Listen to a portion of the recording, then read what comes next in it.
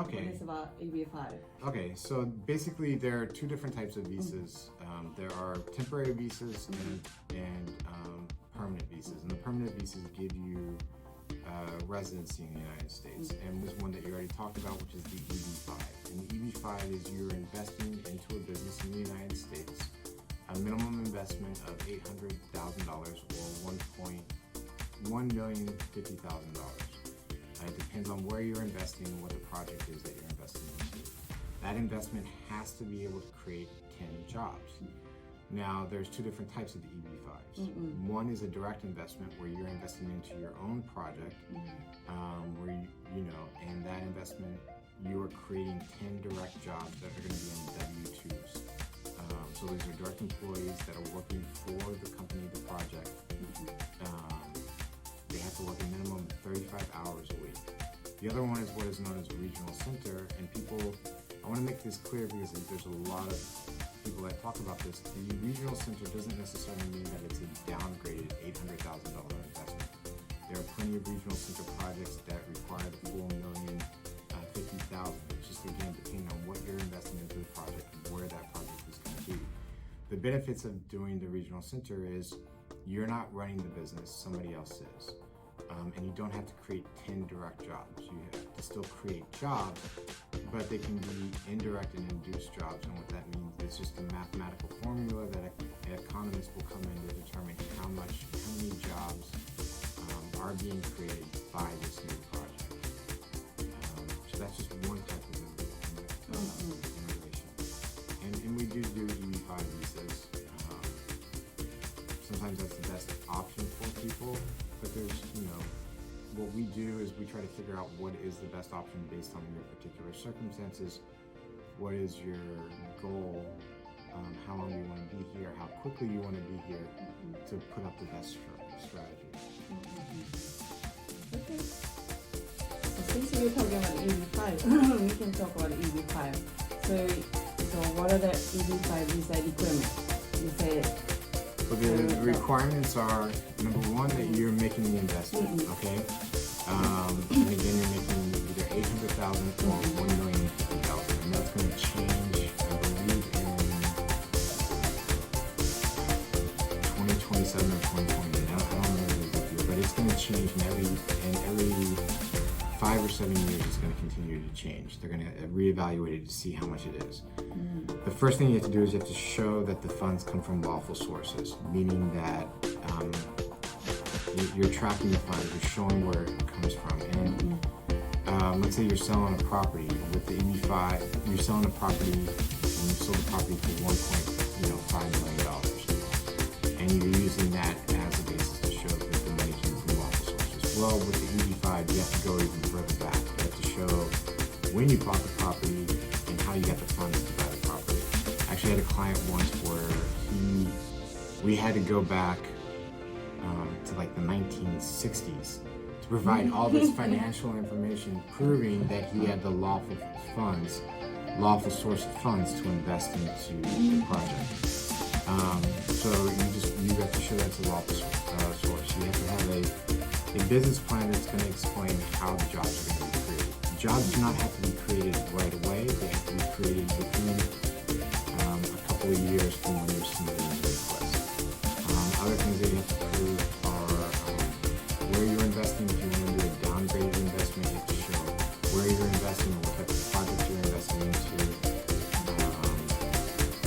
You have to understand that the money has to be invested. It has to be in the business.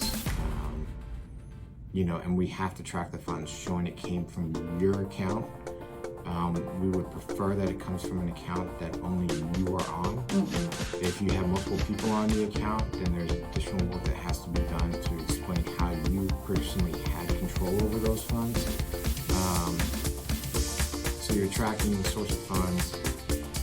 So can gift be a source of the EB5? A gift can absolutely be a source of the EB5 investment. But when you're doing the gift, there are certain things that you have to do. You have to declare the money as a gift on your taxes. So I had a client once whose brother was a U.S. citizen, and he gifted his brother the funds for the investment, and he was Italian, and we had to go back and prove that he declared that gift on his Italian taxes. So the other thing with the gift is, again, you have to go back, but absolutely you can use it again. And as you brought up, the E2 visa, which is a different type of investment visa, which I'm sure we're going to discuss later, but that also you can use a gift for the E2 visa, and I've done that for other clients in the past as well. The person who's receiving it, you have to show that their taxes declare the gift. Now, not every country requires you to declare that gift on your taxes. It just depends on things like that and what their tax laws are. But yeah, you have to declare the gift. You have, they're going to request information to verify that you actually received the gift and you followed up with the right laws to prove that the gift was given to you. Okay.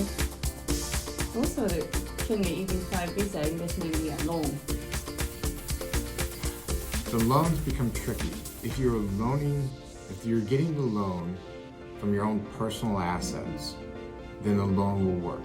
But if you're getting the loan based on your investment in the business, like the loan is secured by the business, absolutely no. No way you're going to get the visa approved. The law is very clear. It's an old case. It's been like put into the regulations and stuff like that. The loan has to be secured by your own personal. So let's say that you get a loan based on the property that you own. That would work potentially, but what you would need to do is you would again need to show how did you own the property, where did you get, how did you purchase it, what is the value of the property.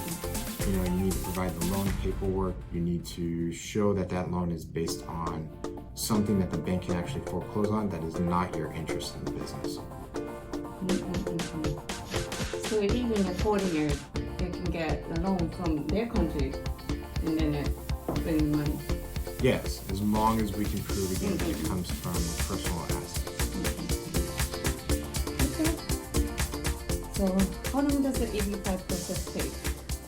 Well, unfortunately, right now it is taking a very long time. I looked at the processing times, I think 2 weeks ago.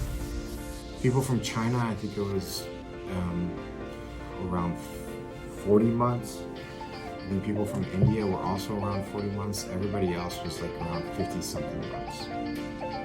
So it's taking a very long time. And if you're looking to come to the U.S. sooner rather than later, the EB5 may not be your best option. But it can also still, well, what I've done for other clients in the past is done another type of visa for them while they invest into the EB5 program so that they can come to the U.S. in another status, live in the United States so that they can get the green card when the EB5 is approved.